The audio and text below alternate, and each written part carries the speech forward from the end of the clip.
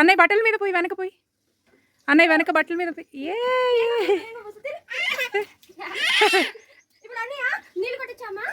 మీ ఇద్దరు కొట్టుకోండి, మా మీద పడకుండా.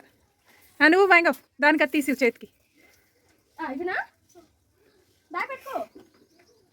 ఆగా ఆగు, అన్నయ్య వేసిస్తాడు. ఆగు.